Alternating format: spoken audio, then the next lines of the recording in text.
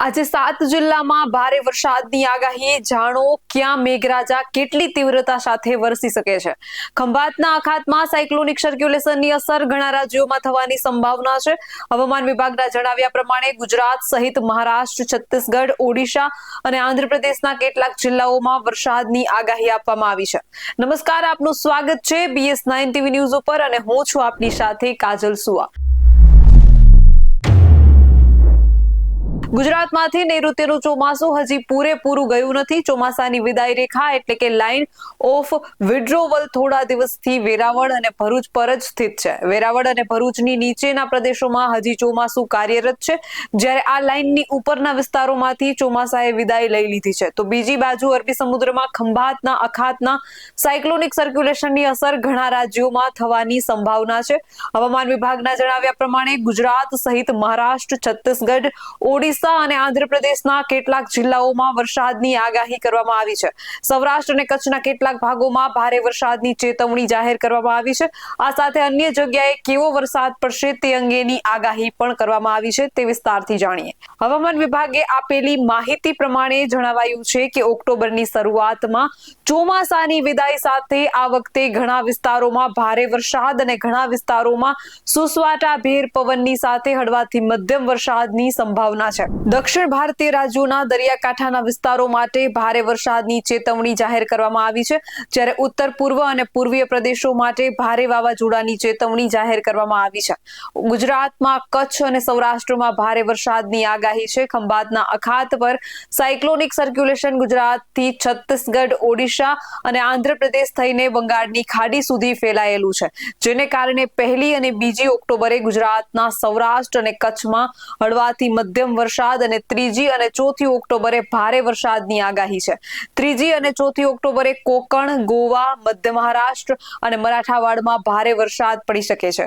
હવામાન અંગેની સારાંશ પરિસ્થિતિની જો વાત કરવામાં આવે તો દક્ષિણ પશ્ચિમ ચોમાસાની વિદાય રેખા વેરાવળ, ભરૂચ, ઉજ્જૈન, ઝાંસી, શાહજહાંપુરમાંથી પસાર થઈ રહી છે. કચ્છના અખાત અને આસપાસના વિસ્તારોનું લો પ્રેશર યથાવત છે, જેના કારણે આ જ પ્રદેશ પર વાવાઝોડું ત્રાટક્યું છે અને આ સાયક્લોનિક સર્ક્યુલેશન સરેરાશ સમુદ્ર સપાટીથી દક્ષિણ પશ્ચિમ તરફ ઊંચાઈ અને ઝુકાવ સાથે ફેલાયેલું છે, જે કચ્છ અને પડોશમાં ઉત્તર પશ્ચિમ તરફ આગળ વધે અને ત્યારબાદ ઉત્તર ગુજરાત અને કિનારે ઉત્તર પૂર્વ અરબી સમુદ્રમાં આવવાની શક્યતા છે. ઉત્તર પૂર્વ અરબી સમુદ્રમાં આવશે અને ત્યારબાદ પશ્ચિમ દક્ષિણ પશ્ચિમ તરફ ઉત્તર પશ્ચિમ અરબી સમુદ્ર તરફ ગતિ કરીને ડિપ્રેશનમાં તીવ્ર બનવાની શક્યતા છે. ઉપરોક્ત સાયક્યુલેશન સર્ક્યુલેશનથી કચ્છના અખાત પર અને મધ્યપ્રદેશના મધ્ય ભાગોમાં દક્ષિણ પૂર્વ ઉત્તર પ્રદેશ સુધી વેલમાર્ક લો પ્રેશર સાથે સંકળાયેલ ટ્રફ સરેરાશ સમુદ્ર સપાટીથી ઉપર છે. કચ્છના અખાત પર અને ઉત્તર પશ્ચિમ રાજસ્થાન સુધીના વેલમાર્ક લો પ્રેશર સાથે સંકળાયેલ ટ્રફ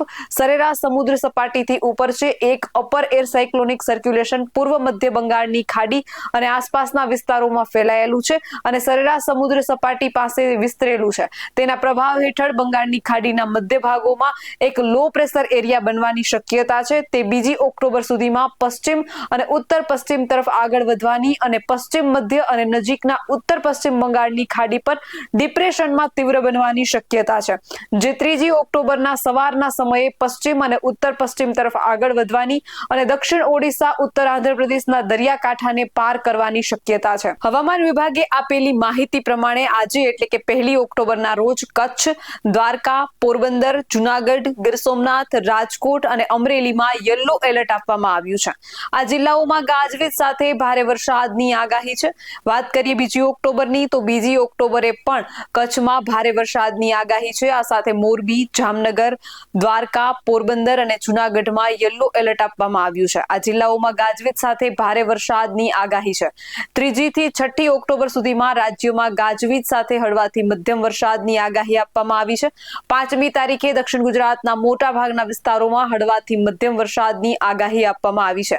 6મી તારીખે દક્ષિણ ગુજરાતના મોટા ભાગના વિસ્તારોમાં હળવાથી મધ્યમ વરસાદની આગાહી આપવામાં આવી છે. આવા જ વધુ અહેવાલ સાથે મળતા રહીશું. તમે અમારી YouTube ચેનલને સબસ્ક્રાઇબ કરવાનું અને અમને Facebook અને Instagram પર ફોલો કરવાનું ભૂલશો નહીં. બાકી અવનવી અપડેટ્સ મેળવવા માટે આપ જોતા રહો BS9 TV ન્યૂઝ.